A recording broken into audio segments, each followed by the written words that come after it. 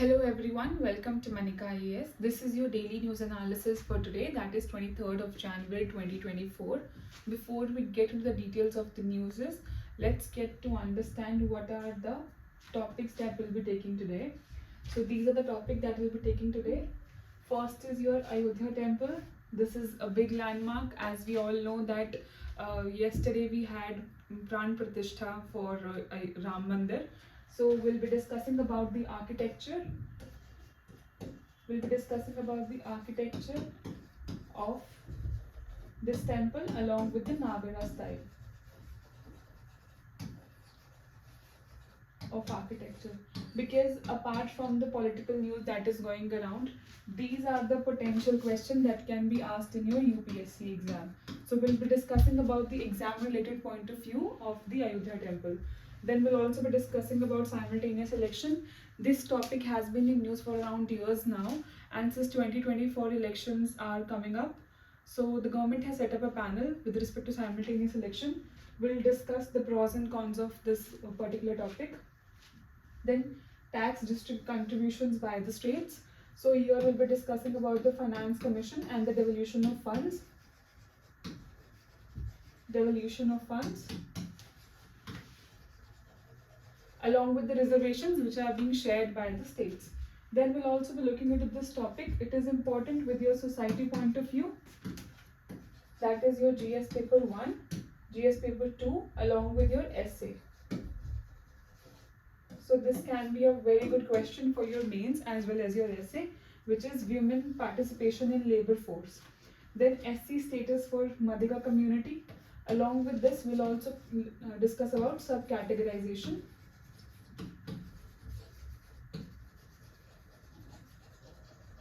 Within the SC community. Now this topic of yours is important with respect to polity. We'll be looking into the constitutional aspects of the subcategorization of SC community, as well as we'll be looking at a brief about the Madiga community as well. So let's start with the first topic, which is your Ayodhya Temple. This is your Ayodhya Temple.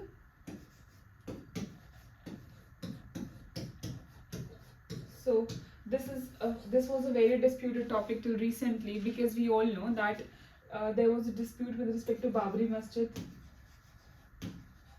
It was built by Babur in 1528 AD and it was demolished in 1990s by a group of people who came together and demolished this space, this tomb, because this place was thought to be the birthplace of Lord Rama as per the Hindu mythology, and that's why this particular case was taken to courts. And in 2019, the court delivered its judgment where it says the archaeological evidences prove that originally this land belongs to the temple, and that's why the permission to build a temple was given. And as a result of which, yesterday we had a Pran Pratishtha, a program where the idol was kept inside the Garbhagriha. Garbhagriha, that means the center where the deity is placed.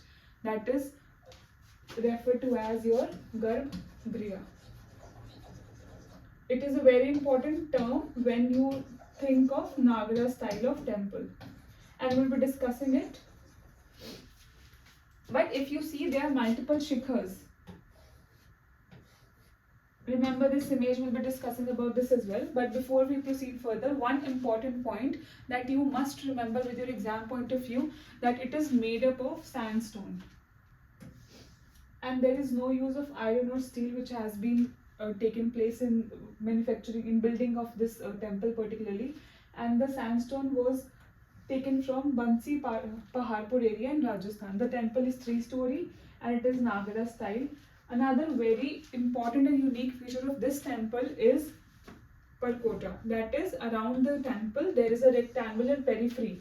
If you can see, this is a rectangular periphery which is generally found in the temples of South India, not in the North India. That means this is a style which is borrowed from Dravidian style of temple and not from the Nagara style. Now let's look into the Nagara style of temple. See, art and architecture, specifically temple art and architecture, is a very important topic with respect to UPSC. UPSC specifically in prelims tend to ask. In mains, it has been asked many times with respect to the differentiation between the two and the contributions that have been made with respect to temple architecture. So be very cautious with respect to this and be very sure that you know the nuances of these particular topic, because it's an essential topic with respect to UPSC exam. Okay, so first of all, it emerged during the 5th century during late Gupta period. Now this is important, remember this point, that it originated in the late Gupta period. Then as you can see this plinth, the temples of the Nagara style are generally built over a plinth, a high raised platform which is referred to as plinth. And Garbhagriha, as we discussed, this is your Garbhagriha, the center where the deity is placed, that is the idol of the deity is placed, and this center is referred to as Garbhagriha, and this high is referred to as the Shikhara. Okay, and as we see, there were multiple shikhars, and these are referred to as mandaps. Okay, so and above, the most distinguished feature of this particular Nagara style is the presence of shikhar, and this is what we are referring to as shikhars. Okay, so this is important with respect to your Nagara style of architecture. Now let's move to the next topic, which is your simultaneous election. See, as we discussed with respect to the temple architecture, it is important for prelims as well as for mains. This topic is relatively more important for your paper 2 polity.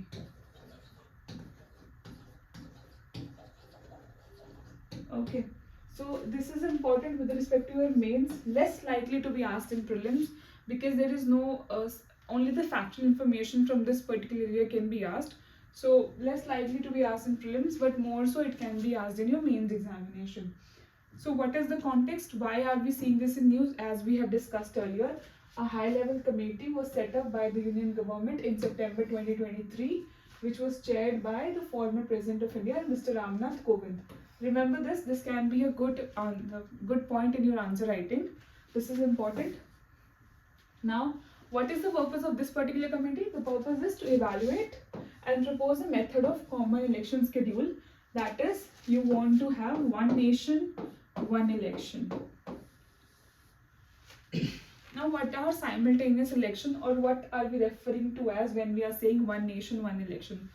So as we all know, India is a democracy, and it is a popular democracy where we vote directly for our representatives. Okay, so there are two types of elections that occur every 5 years. One is your national union election, second is your state elections. So you vote for member of legislative assembly, at the same time you vote separately for member of parliament.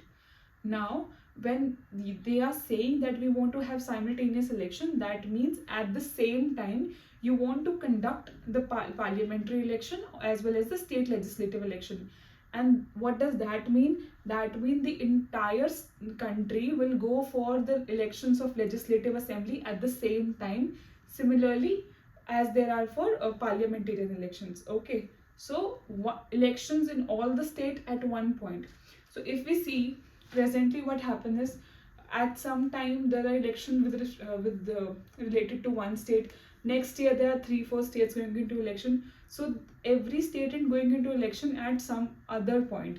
But when you're talking about simultaneous election, that means center as well as state election will go at the same time. Okay, so the center wants to push this proposal that the elections for the states and the center should go at one point. So this is what we mean when we are referring to simultaneous elections. Now let's look at the feasibility. भाई क्यों क्या feasible भी है क्या ऐसा करना, जब हर state, and India is a very large populated state or country, तो is it even possible कि आप उसको कर सकते हैं? So let's see the propositions and the opposition with respect to simultaneous elections.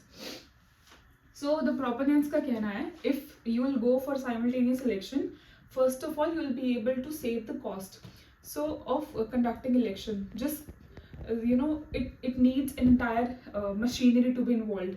You have returning officers, you have government officers put on the election duty, we know that, right? And then you have VVPAT machines which are being transferred. So all these material and security also, all this incur a lot of expenditure, and it happens twice for every state in 5 years. So what will happen, अगर आप एक ही बार में कराओगे तो ये खर्चा double नहीं होगा. Okay, so it will reduce the cost of conducting election because the machinery will be one but will be used for two purposes.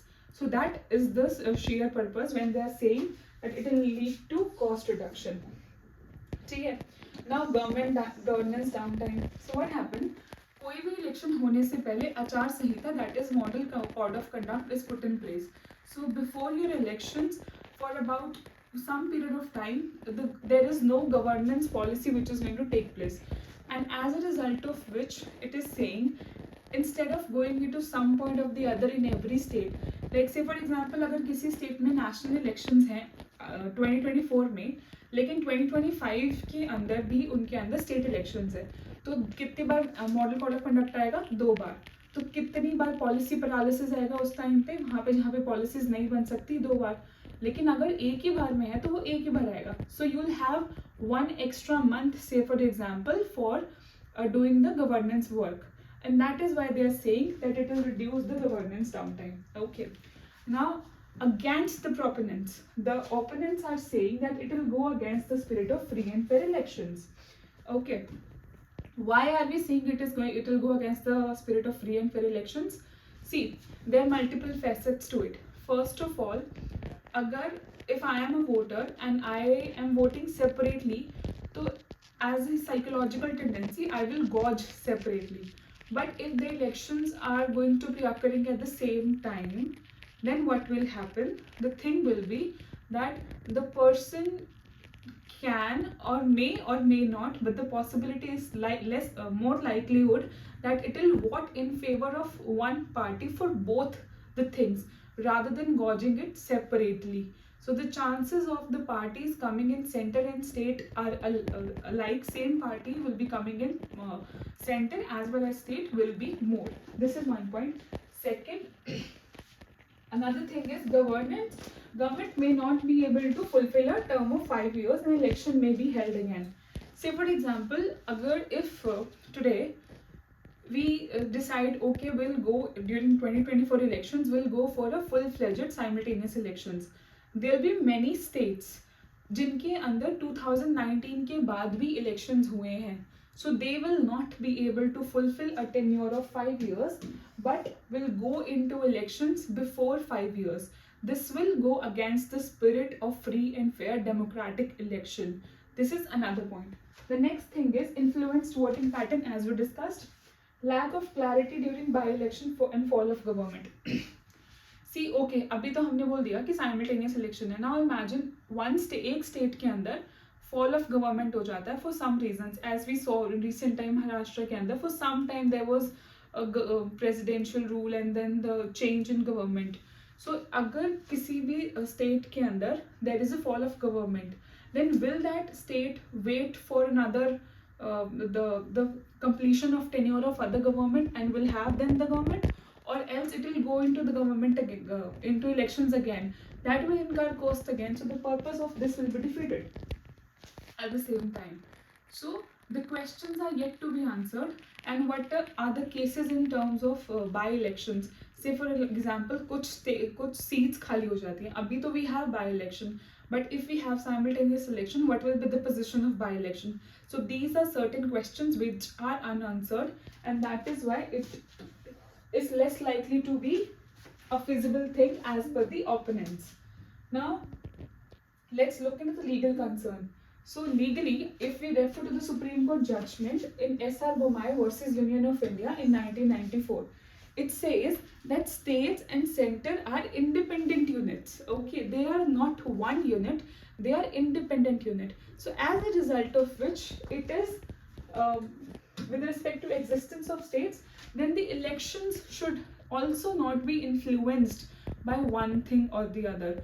Okay, so that is why it is saying that independent constitutional existence है दोनों का, so election should be held, मतलब should not be forced to be conducted simultaneously. Now, alteration of existence, duration of state legislature, need anti-federal and unconstitution. As we discussed कि अगर हम अभी जैसे change करते हैं, we turn to simultaneous election, there will be some states जिनका fulfill नहीं होगा. So this will go against the feature of anti-federal and unconstitutional. Now, what is the final say? Now, the article was also arguing that the final thing is expected to land in the lap of judiciary. Judiciary will take the decision, they take the call whether the simultaneous elections are legal or illegal. They should go or they should not go under the judicial review because it has it is the body which is being responsible for ensuring the federal structure is maintained.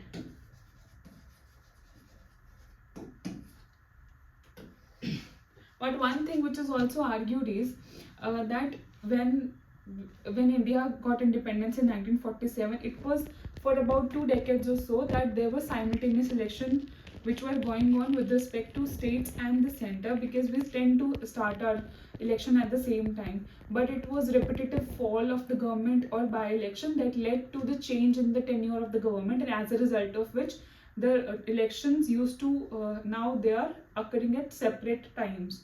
So when that was feasible, today also this is feasible. So let's see what's going to be happening today, and in the recent times we'll be following this, and it will become an important topic with respect to exam since it is an election year as well. So we'll be following the report of the this commission as well. Okay, now let's move to the next topic, which is tax contribution by the states. See, there's a body called Finance Commission.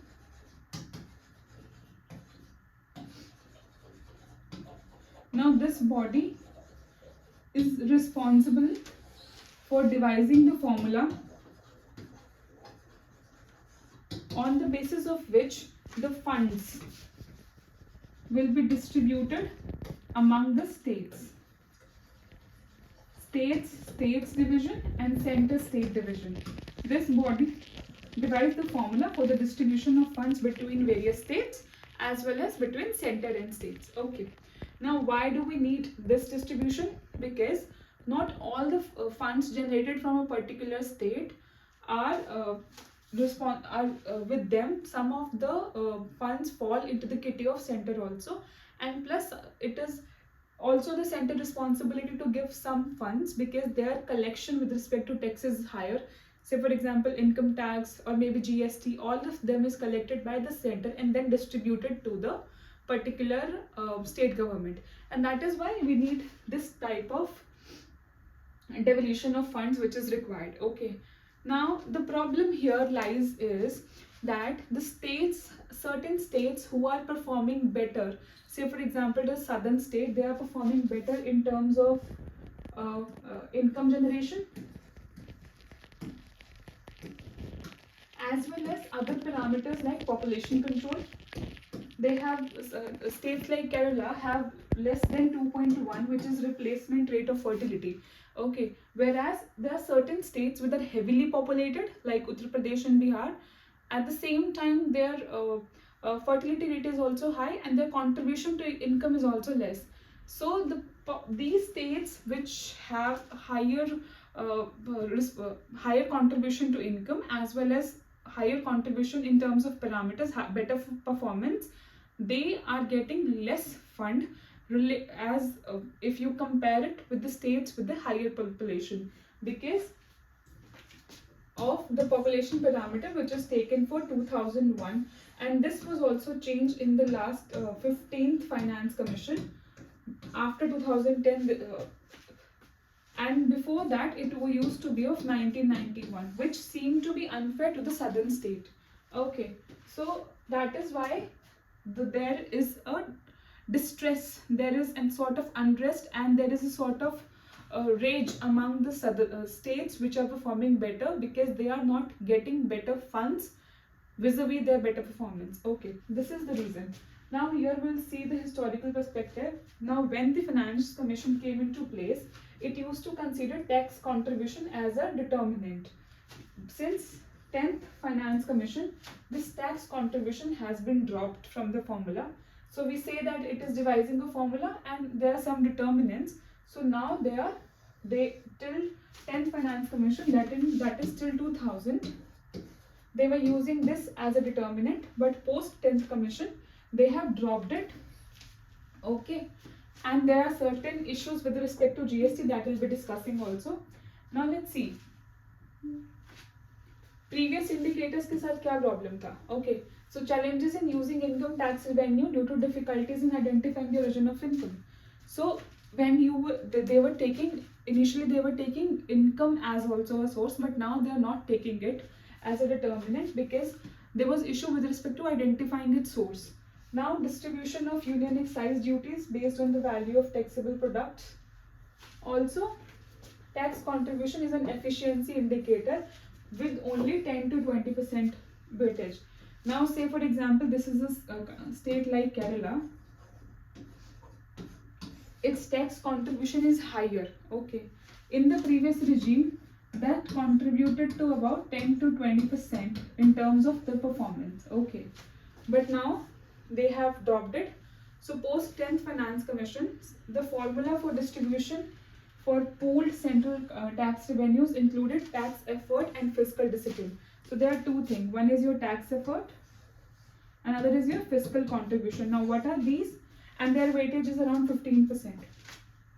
So अगर आपको किसी भी state, what it's trying to say is, if you say that this state is performing in an efficient manner, there are two parameters. One is your tax effort, second is your fiscal discipline. So what is tax effort? Tax effort is ratio of own revenue of a state to its gross domestic product. Revenue and GDP. Okay? Second is your fiscal discipline. Fiscal discipline is the proportion of own revenue to the revenue expenditure. Okay? Now 15th Finance Commission, जो आपकी last Finance Commission थी, उसके अंदर tax effort का weightage was 2.5% और demographic performance का weightage was 12.5%. Collectively it was 15%. Okay, and remaining जो 85% and demographic performance से we refer to as population control.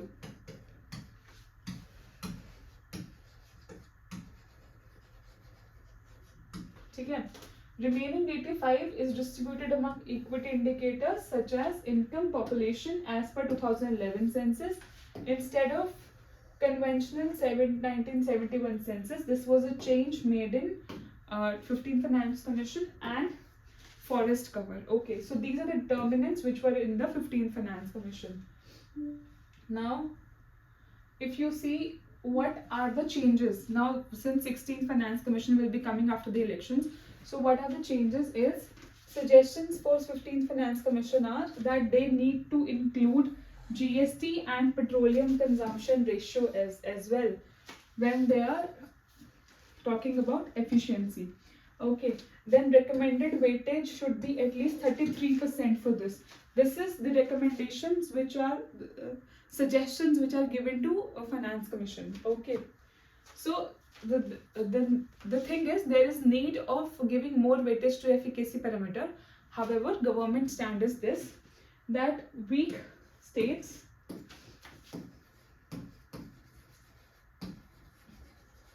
they need more support of the government, more support of central government to perform in turn in better performance.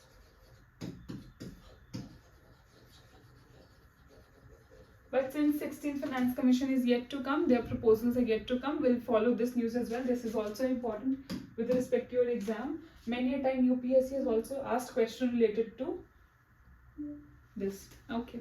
Now let's move to the next topic, which is your women labor force participation. Now why are we talking this? In the past 2 decades, there has been a significant decline in female labor force participation. So it has come down to around 35%. Okay, so only about 30-35% of women participate in labor force, and that is a big concern because there is a huge chunk of population of India which is productive, yet it is not contributing to the productive growth of the country, as and that is where, if you will promote women labor force participation, you will also move closer to your GDP growth target. Okay. So this became a very important topic in with respect to your mains examination, with respect to your essays. If you have this factual information, with you have this analytical information, you'll be able to produce a better answer whenever a question is asked with respect to women labor force participation. It can also be asked in your economy paper. So it is relevant for GS paper 1, GS paper 2, GS paper 3 as well as essay. It can be asked in any form. So be prepared with this topic. This is indeed a very essential topic. Okay. Now, what are the reasons of declining? First of all, the structural rigidities. That means in manufacturing and services sector, which is your in where you have 90% of informal workforce is involved. ठीक है यहाँ पे. And what are these structural rigidities? We'll be discussing. Now, gender bias along with caste discrimination. First of all, you are discriminated on the basis of caste, and then you are also discriminated on the basis of women. Okay, so there is a double-edged sword kind of a thing, and which limit their employment choices primarily with reference to the informal sector. Okay, then you have gender barriers. See, women in India are yet till today they are seen as the one who are responsible for household chores, as well as they are expected to be the caregivers. Then some of the biological role also is here, but at the same time assigning only those roles to them is also not fair enough. And then even if a woman is working, there are the dual burden. There is a term which is referred to as dual burden. It was referred in the economic survey that a woman has to go through dual burden of household chores at the same time the office works as well. So that is why the labor force participation rate is declining. Second, then you have educational background. See, as per the study, it has been observed that the women in the lower caste, they are less educated as compared to the women who belongs to upper classes and who are more belonging to more affluential families. They are more educated, but the participation in the labor force is relatively less when you talk about upper class women. However, you move down the hierarchy and you see the lower class women are more engaged in the labor force than the upper class. So this is another issue, that the educated women is not getting involved in the labor force. Okay. Then there are some legal constraints as well. Legal constraints are there are restriction on the night shift for women. So what happens is, see, there are multiple issues with women for which employers they prefer male over female. One, you cannot ask them to work in the night shifts due to the safety reasons. Then maternity leave. Okay. So these are some of the reasons, and then the kind of security that you have to provide, it falls on the employers, and that is why employers tend not to hire female employees, and they prefer hiring male employees over female employees, because to be safe with respect to themselves and to get more productivity during these times when a woman is off. Okay, so these are the reasons for which there is a discouragement with respect to women labor force participation. Now, if we talk about the informal sector, this was what we were referring to as in the formal sector, where we were talking about manufacturing and services sector, which is catering to 90% of the workforce and participation. Okay, now in the non-farm informal sectors, laws which are restricted women work on night shift are less applicable. so they are free to work. Okay. Second, if you see, there are certain roles which are considered that is of a women only, that's related to the work related to house help. Okay. And say for example, some cooks or chefs in your normal day-to-day life, they are assigned to female, and that is why you saw their participation in this particular informal sector. Okay. Now if you see lower caste household, economic constraint and limited social mobility, they drive higher female labor force participation in informal sector among lower caste. Lower caste के because financial constraints, they are not financially equipped, so they want everyone to work, and since they want everyone to work, the women and the lower caste are relatively free to work as compared to the patriarchal setup in the higher caste, where since they do not need that extra money, they are not letting their women go and do work around to earn money and to have a self-respect of their own. So that is why in lower caste household, relatively labor force participation of women is higher. Okay. Now let's see what are the societal impact if you encourage women participation. How is going to impact your society? See, regardless of informal and formal, if a women participation increases, it will increase in decision making capacity of a women. The women who are working around, who are earning for themselves, have higher say in the decision making when it comes to their life or familial responsibilities. Delayed age of marriage and childbirth, this in turn will reduce maternal mortality rates and infant mortality rates. Okay. Then higher child schooling rates, because they understand the value of education, reduce susceptibility to domestic violence, awareness with respect to law, and no respect for their own selves. Reduce dependency also.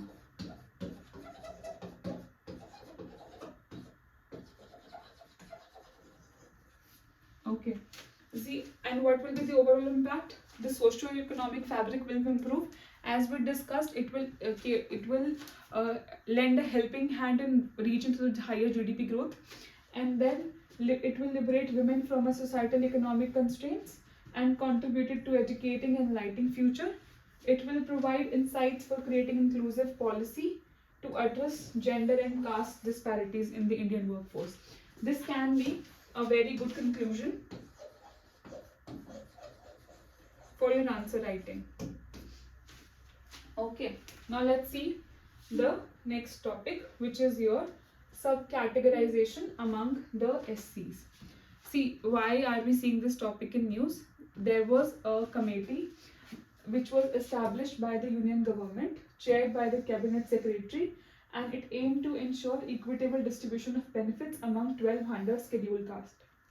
See, what is happening in India, as we all know, there is an OBC in which you have a creamy layer. Creamy layer means the people who are well equipped and who do not need reservation or any sort of support from the government, who are well off. And there is non-creamy layer, okay, which need government support, and benefit and reservations are given to such people for better targeting. Now, when we talk about SC, there is no such creamy and non-creamy layer kind of differentiation. However, this demand has been raised at multiple occasions by multiple communities from multiple states, that there are well-off communities as well in SC who are reaping the benefit that should be reaching the downtrodden and the more needful community from the SC. Okay, so that is why in December 2023, a meeting was chaired by Prime Minister in response to demand from subcategorization raised by Madiga community of Telangana. This is your Madiga community from Telangana. This is your Telangana. Now, what are their claims? They are claiming that due to the marginalization they are facing, they are dominated by Mala community, who is a dominant within the SC and who are reaping the benefit that should be reaching them. So if you want to have better targeting, if you want that your policies and reservations should reach the right people, you have to have a sort of creamy and non-creamy layer concept within the SCs as well as we have for OBCs. And this is the similar demand which is being raised by the Madiga community. Okay. So now let's see about, as we have discussed, there are also several states who have attempted subcategorization. However, there are legal challenges.